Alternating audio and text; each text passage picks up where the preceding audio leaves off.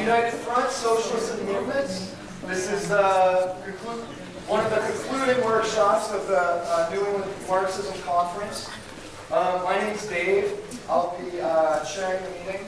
And our speaker tonight is Hadas Their. She's a long-time activist and socialist in New York City, and a contributing author to the International Socialist Review and Newmarket's Struggle for Palestine. Hey, hello. I feel a little weird behind this whole. I'm going to stand over here. See how that works. So this is an exciting time, I think, to be talking about the politics of the United Front and how socialists operate the movement. Like you said, I've been a socialist for a while, and for a long time, whenever we would talk about what is a United Front, it would be a little bit of an abstract discussion. It's like, here's how we would operate if there was, anything resembling a mass movement. In reality, it's usually just like us and a handful of people around us. How do we apply these, politics of like organizing in mass movements to like the reality of like a handful of us, sitting in coalition meetings. And, there have been over the last few years some very big like mass protests of tens of thousands, even hundreds of thousands of people. But more often than not, they've, been followed up with organizing meetings that have like tapered off in relatively short order. So today we're living in a totally changed political era, which was touched off by the revolutions earlier this year in Tunisia and Egypt, and continued on into the squares of Spain and Greece, and finally coming closer to home for us here in the U.S., first with the occupation of the state capitol in Madison, Wisconsin, and then at Occupy Wall Street in September, touching off, as people know, a much broader Occupy movement into dozens of cities. I'm from New York. At any given week in New York, there's literally thousands of people participate in meetings of the General Assemblies and the working groups that come out of Occupy Wall Street. This is an ongoing, sustained movement of thousands of people, which is phenomenally exciting. It's, of course, we're not in a period of revolutionary upheaval in the U.S. yet, but Russian revolutionary Leon Trotsky described revolution as the forcible entry of the masses into the realm of their own destiny, and that certainly seems apt. It's the beginnings of what's happening right now, the forcible entry of masses into their own destiny. So socialists have an important role to play in advancing the current struggles, so that they're as effective, as broad in reach, and as deep and thoroughgoing as possible. And we also have a role to play connecting up the current struggles with a future vision for a different world. And the United Front tactic is a key part of how socialists operate in the broader movements of the day. It was born in a particular historical context, which I'll get into in a couple minutes.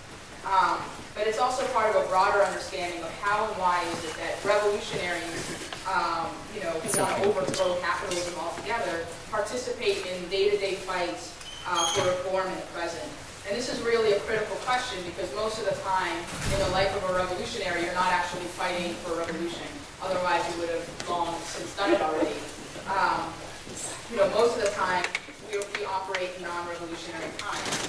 And in non-revolutionary times, practical reforms like taxing the rich, ending the death penalty, things like that, not only better the lives of working class people in the present, but they also have the potential of cohering a fighting movement that is able to gain experience, confidence, and politics in the process, and can ready our side for future battles to come. So we want to, not wind up in a situation where there's revolution on the agenda, but our side hasn't prepared itself, and a revolutionary organization like the ISO hasn't been all along building up our credibility, our rootedness, our experience in fighting the day-to-day struggles that exist right now.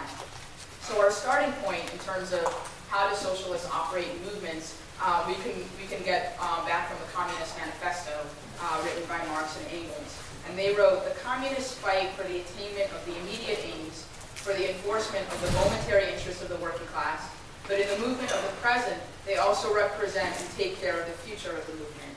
And I think that quote really encapsulates well the way the socialists approach movements. We fight for immediate aims, but at the same time we represent and take care of the future of that movement. So what does that mean?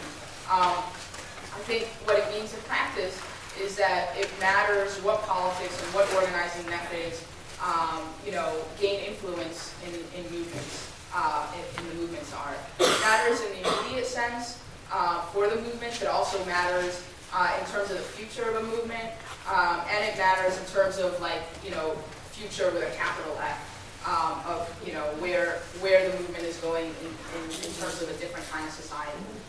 In the immediate sense, the reason that it matters, is what politics develop and grow in a movement impact how effective it is, and towards what end. This of course is not only up to socialists. I think every activist, has a responsibility to fight for the best possible politics and organizing methods of that movement. And different people might have different ideas about what that is, but I think any activist that's serious is trying to fight for the direction of what movement, where the movement goes. So for instance, the activists who began Occupy the Hood, saw it as a way of bringing issues of racism more centrally into the Occupy movement. It played an incredibly important role in making the movement of the 99% more inclusive and representative of the actual 99%. Similarly, where I organized at Columbia University in New York, we were able to talk to some of the key Black and Latino activists on campus who had organized a big event against stop and frisk policies of the NYPD. So we co-sponsored and helped bring people to their event, and then convinced them to bring their issue to Occupy Columbia, where now part of the week of action that's going to take place this week is going to include a speak out against stop and frisk policies, which is really important. Important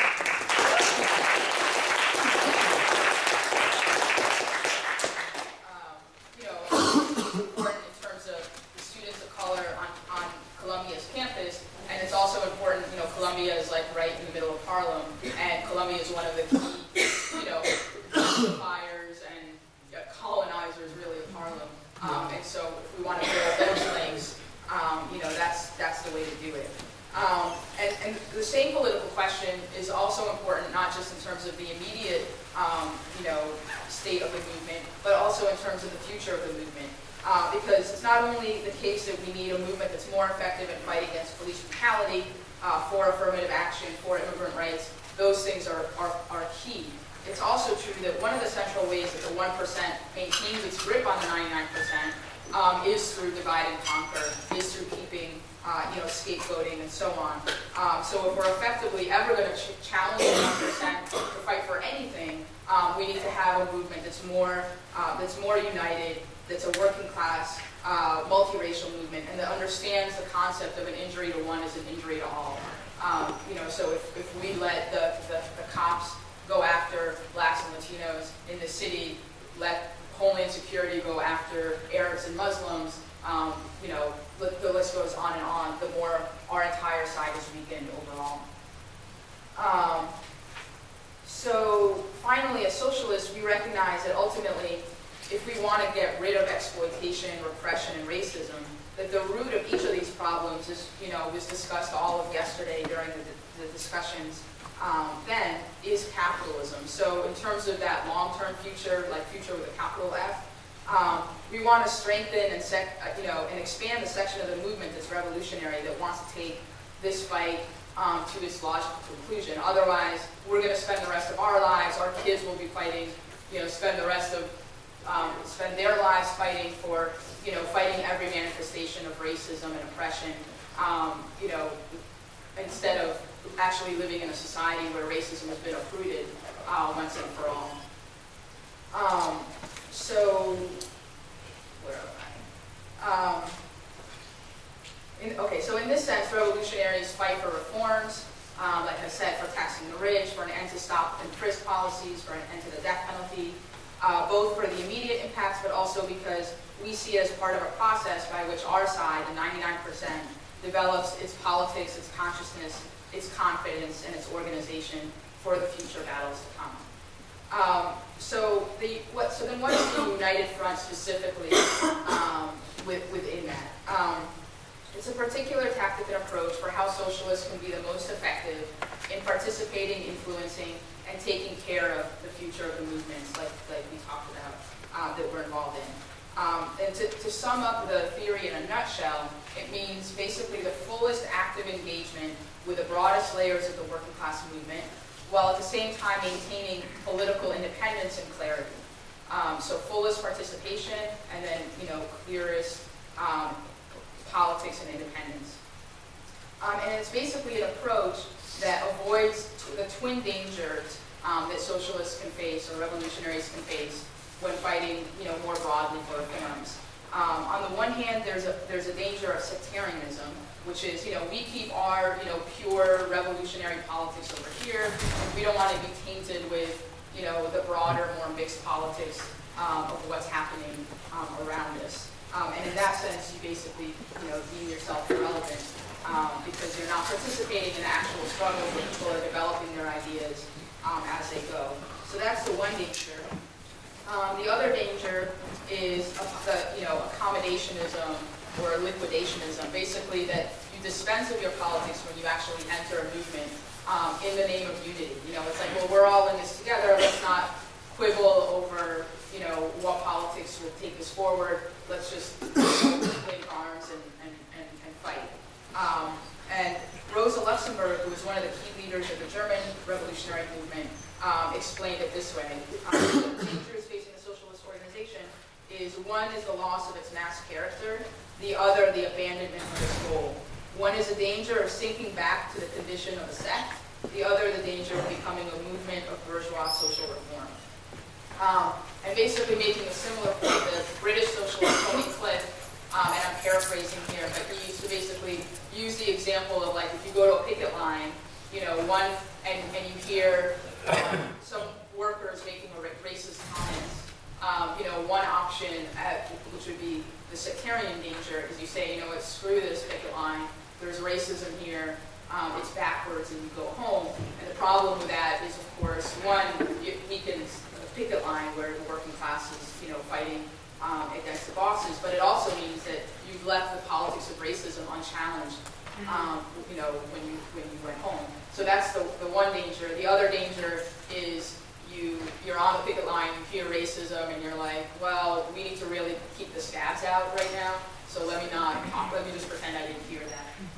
And obviously that is, you prove your politics just as irrelevant by not actually arguing for against racism. Our approach is to stay on the picket line, but then to argue, alongside of people in struggle against racism, point out that the divisions, weaken us in the face of the bosses, and so on and so forth. So in order to get into the more specifics of the theory of the United Front, it's useful to explain some of the historical context that led to its formation. And it won't be an exhaustive history because there's just not the time for it. But I'm just going to bring out a couple of key junctures and lessons, and then we'll come back out and draw out the key principles and how they apply to today. So the policy of the United Front was originally formulated by the Executive Committee of the Communist International, which is also known as the Comintern, in 1921. The Comintern was basically an international body that brought together representatives from mass revolutionary parties from around the world. It was founded in March 1919 to help generalize the experiences of the successful Russian Revolution that had just happened a couple years before, and to give assistance and debate out strategies for the revolutions that were spreading throughout Europe at the time. The Communist International was also known as the Third International, was another name for it. Basically, the First International was like a scattering, it was like a loose network of socialist organizations during Marx's day. The Second International came together to bring together like the mass socialist parties at the end of the 19th century. But the Second International basically fell apart when World War I began because many of its member parties basically turned around and supported their own governments in war rather than taking an anti-imperialist, internationalist line and opposing their wars. So the Third International was born out of revolution, as I mentioned, and out of a recognition that revolutionary parties, truly revolutionary parties, can't operate alongside of these reformist parties which supported their own governments and had shown their chauvinist colors, as though they all have the same aims in mind, as though we're all part of the same project. So it was a product of a split in the socialist movement internationally of reformists, that then called themselves social democracies, and then revolutionary parties that became like the communist parties around the world. But whereas in 1919, when the Comintern was born, it was really an organ of revolutions and like how to forward that momentum of revolutions. By the early 20s, there was an ebb in the struggle, and many of the leaders of the Comintern recognized the need to develop strategies to relate to these changed conditions. By the late 1990s, the first round of the German Revolution had been brutally defeated, and the key German armies that were leading that had been murdered with the complicity of the Social Democratic Party. In September 1920, a rising movement of Italian workers had been defeated. By late 1920, capitalist rule had in most respects stabilized across Europe. And by 1921, in Russia, there was, they had survived a civil war, but at terrible cost. And they were now retreating back into the new economic policy, which reintroduced private trade in the countryside. So basically, the Communist International recognized we needed a different kind of policy than just revolutionary parties trying to figure out how to lead masses of the working class. The revolutionary parties didn't have, majority influence among the working classes, and it wasn't, revolution wasn't immediately attainable and on the agenda. So how do you, in a non-revolutionary period, unite with, bring yourself into contact with masses of working class people who may be aligned with the more reformist parties?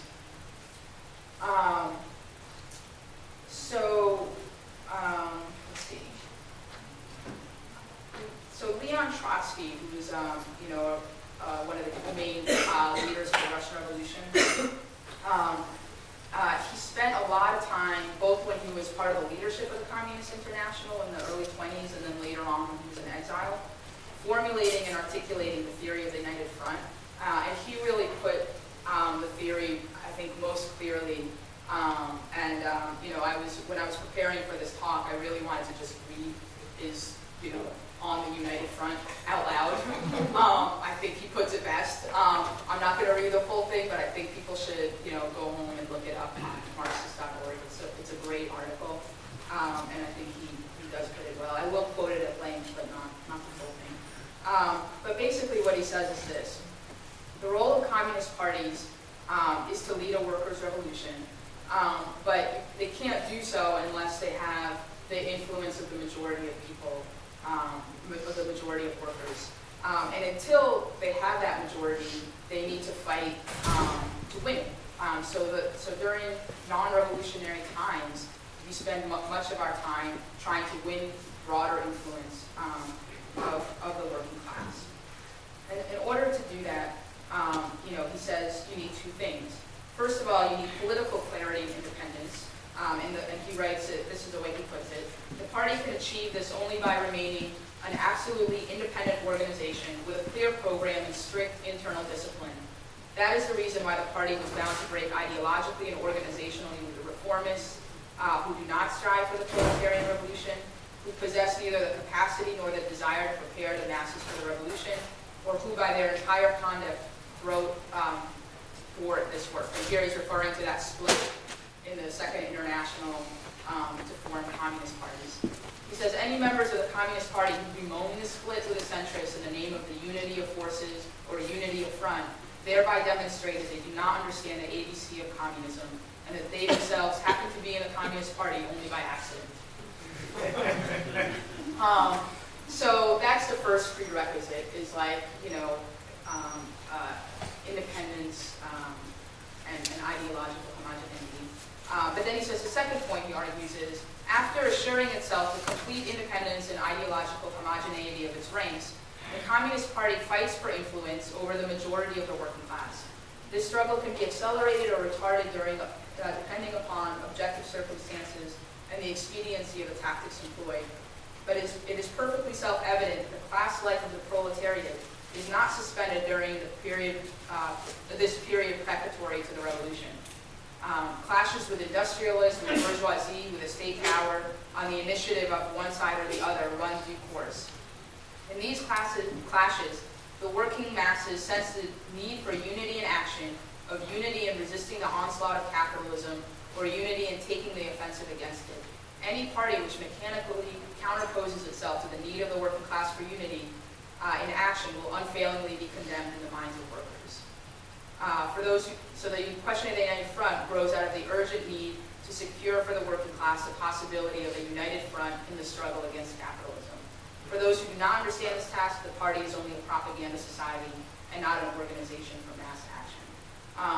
So he's saying basically you need political independence and clarity, but then you need joint, practical action to defend workers against the capitalist offensive. So the revolutionaries basically, the way that the United Front works, propose or initiate joint actions with reformist parties. And then if the reformist parties refuse to, join together in a united action, then they prove themselves as being unable to actually do what it takes to fight for workers' rights. If the reformists agree, then the revolutionaries, who have much smaller numbers, put themselves in a position of being able to work with much larger numbers and be able to prove in practice, what it means to have politics that are revolutionary, that put the self-emancipation of the working class as their number one priority, versus the politics of reformism. And both of these politics in practice get to show themselves, to much broader layers of people. So the essence of the United Front is, march separately, strike together. That is, clarity of political ideas, unity, and decisive action. And there are a couple of sort of addendums on how to approach working with reformist organizations, which I'm not going to get into. We can talk about more in discussion.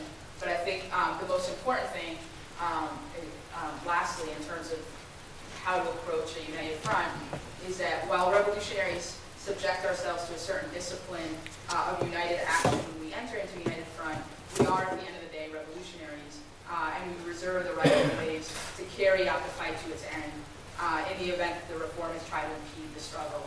And to quote Trotsky again, the way he puts it is, in entering into agreements with other organizations, we naturally obligate ourselves to a certain discipline and action. But this discipline cannot be absolute in character. In the event that the reformists begin putting brakes on the struggle to the obvious detriment of the movement and act counter to the situation and the needs of the masses, we as an independent organization always reserve the right to lead the struggle to the end, and this with or without our temporary semi-allies. So the last point I'll make about the United Front is just that it's easier said than done. And the whole, theory of the United Front basically worked itself out over the course of, a decade of trial and error during this period that Trotsky was writing, and more often error than not.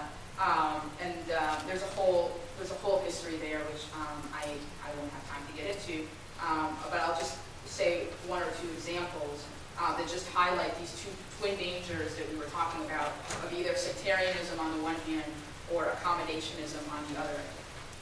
So one brief example, in Italy, in 1920, they had a sort of Occupy Italy on a big scale going on, where there were just, like half a million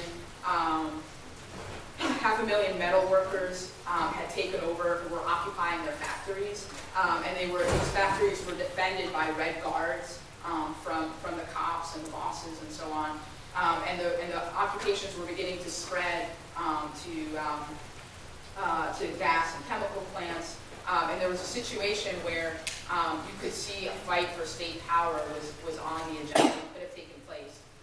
The Italian Socialist Party, which had helped to really lead up to this by their propaganda over many years, they had a big mass base. They were affiliated with the Communist International, but when the situation arose that actually, brought up the question of taking power, they wavered and they basically just followed the lead of the trade union leadership, which didn't want to take power. In the words of Trotsky, he says the PSI verbally conducted a revolutionary policy without ever taking into account any of the consequences. Everybody knows that during the September events, no other organization so lost its head and became so paralyzed by fear as the PSI, which had itself paved the way for these events. And basically, as a result of refusing to take the movement forward, the ruling class was basically frightened, but still intact, and so they increasingly looked to more fascist elements, which is basically what ended up happening in Italy. So then there was a split in the PSI after this, and an Italian Communist Party formed, but the Italian Communist Party took the other danger, whereas the PSI had accommodated to the trade union bureaucracy. The Communist Party in Italy, because they had just broken with the PSI and they saw that they were hopelessly conservative, they took the road of not collaborating with them at all, and so took a more sectarian approach basically. And so these twin dangers basically meant that within a few years' time, the fascists in Italy were able to grow from being a relatively small movement to dominating politics in Italy. So the last example I'll just mention is in Germany. In March of 1921, a left faction of the Germanist Communist Party, which was known as the APD, they led the party basically out of a certain revolutionary impatience on what they called an offensive, despite the fact that there was a lack of really revolutionary struggle and consciousness going on the ground. They wanted to just make the revolution happen basically at all costs. So they organized, they called for a general strike and armed protests around the country in reaction to a provocation from the government. And most people just didn't heed their call. So because their call wasn't heeded, they decided to physically try to bring workers out of their factories, or in some cases organize unemployed folks to go in and take over factories and take out the workers. So it was like bananas. It's sort of like the opposite of the United Front, of actually trying to work with people where they're at, put yourself engaged with masses of people. It was like, just our revolutionary organization will independently make this fight. And as a result of that, they faced massive repression from the state and also lost a huge chunk of their membership. So those are just a couple of quick examples. I don't have time to get into it, but later on, there's a whole other discussion about what happens to the Comintern becomes Stalinized when the Russian Revolution becomes Stalinized, and basically all of the best ideas that came out of Bolshevism and came out of the best of the Communist International, like the United Front, get turned on its head by Stalin. And so, the politics of internationalism become the politics of socialism in one country. The politics of the United Front become the politics of the Popular Front, which meant basically cross-class alliances where the working class is supposed to go into alliance with the bourgeoisie and the more liberal ends of the bourgeoisie, so like the Democratic Party and stuff like that. And in the process, basically, just drop political independence and the primacy of the needs of the working class in order to unite with the liberal sections of the bourgeoisie. So again, that's not something I have time to get into, but that is sort of what became of the Comintern and the United Front. But while the Comintern was still represented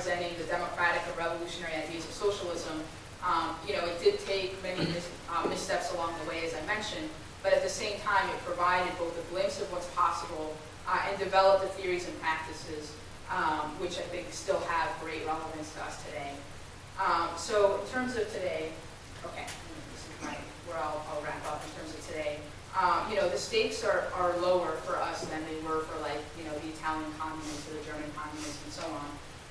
But it is our training ground for those future struggles. And the basic idea of political independence, unity, and action is the approach that we take in movements now. So we debate out, within the Occupy movements, we debate out all sorts of things about, what's the role of cops? Should we occupy the polls versus, occupying, the parks and the streets? Or do we need the politics of identity politics or the politics of, class solidarity? These are some of the key political debates and discussions that we need to be having now and not shy away from. And then, and then we also have to link arms and defend our encampments from the cops. And there's a time and a place for, when you link arms and when you are debating out. Obviously, when the cops are coming at you, you chant and you link arms. You don't start discussing, the identity politics or whatever. But, once the cops do back down, as they did in New York City and as they did last night in Portland, I heard, after that point, that's a great time to actually discuss, what is the role of cops? Are they part of the 99%?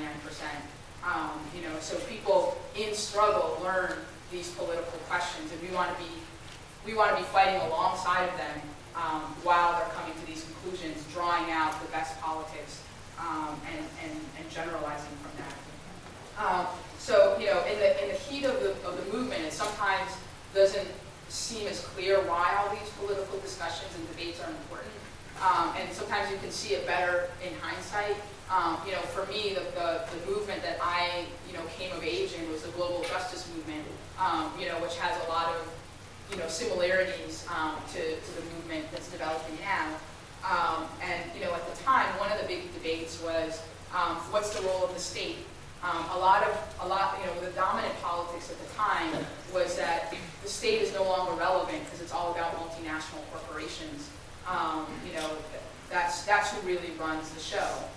And for socialists, it's we understood multinationals do